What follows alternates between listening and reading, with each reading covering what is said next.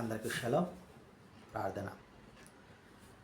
మహాగణుడ, మహోన్నతుడ, సర్వాధికారి, సర్వసృష్టికర్త, నిన్న నేడు నిరంతర ఏకరీతి గల తండ్రి, నీ మాట అవునంటే అవును, కాదంటే కాదుగా ఉండే రీతిగా మా మాటను కూడా అవునంటే అవును, కాదంటే కాదుగా ఉండాలని మాకు తెలియజేసిన తండ్రి, మీకు స్తుతులు స్తోత్రాలు చెల్లించుకుంటున్నాం.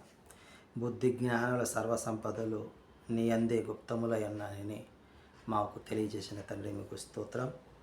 నేను ఏర్పరచుకున్న ఇజ్రాయేలు, నేను నీకు పేరు పెట్టి నిన్ను పిలిచి తిని, నీవు నన్ను ఎరుగకునినప్పటికీ నీకు బిరుదులిచ్చి తిని అని వాగ్దానం చేసిన తండ్రి, మీకు స్తోత్రం.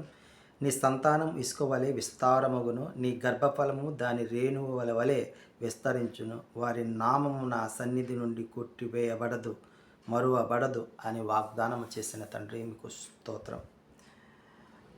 ప్రభువు నమ్మదగిన వాడు, ఆయన మిమ్మల్ని స్థిరపరిచి దుష్టత్వము నుండి కాపాడునని వాగ్దానము చేసిన తండ్రి, మీకు స్తోత్రం. తండ్రి, ఇలాంటి వాగ్దానములన్నీ మేము స్వతంత్రించుకునేలాగున మా మనోనేత్రంలో వెలిగించుచున్నందులకై మీకు వేలాది స్తుతులు స్తోత్రాలు చెల్లించుకుంటే ఈ మా మనవుల మా రక్షకుడు విమోచకుడు యెషువా మెస్సీయ నామమున అడిగి పొందుకుంటున్నాం తండ్రి. ఆమేన్. ఆకాశ గగనాలను నీ జేనతో కొలిచితివి, ఆకాశ గగనాలను నీ జేనతో కొలిచితివి, శూన్యములో ఈ భూమిని వ్రేలాడదీసిన నా యెషువా, శూన్యములో ఈ భూమిని వేలాడదీసిన నా యెషువా, నీకే వందనం, నీకే వందనం, నీకే వందనం, నీకే వందనం, నజరేయుడా నా యెషువా, ఎన్ని యుగాలకైనా ఆరాధ్య దైవం నీవేనని గలమెత్తి నీ కీర్తినే చాటేదా, నజరేయుడా నా యెషువా. రెండవ దినవృత్తాంతాల గ్రంథం 20వ అధ్యాయం మనం ధ్యానించుకుంటూ ఉన్నాం.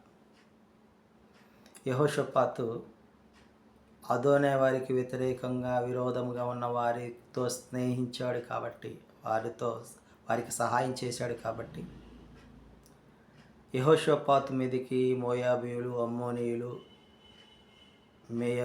మేయనీయులు దండెత్తటానికి వస్తూ ఉన్నారని, వారంతా కూడా గొప్ప సైన్యం గలవారని యెహోషాపాతు తెలుసుకున్న వెంటనే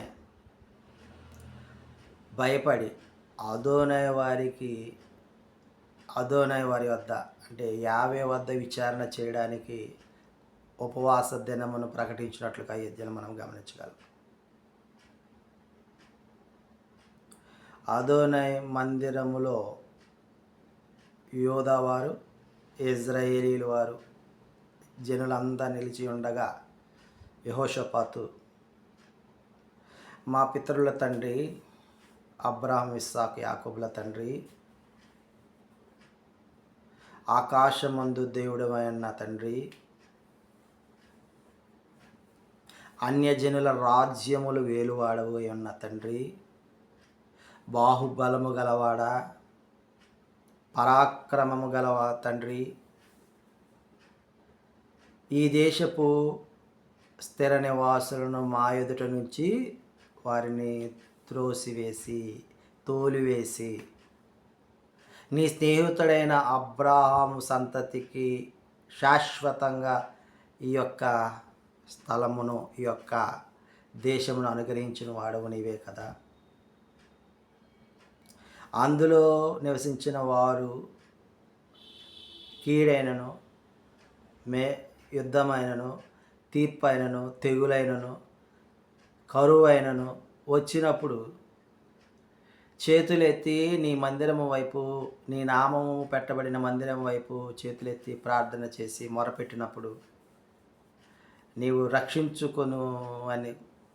రక్షించుదువని ఈ యొక్క మందిరమును, ఈ యొక్క స్థలమును కట్టించిరి కదా అని అదోనే వారికి విన్నపములను, ప్రార్థనలను చేసినట్లుగా యెజ్రెయేలు మనము గమనించగలం. ఆమేన్.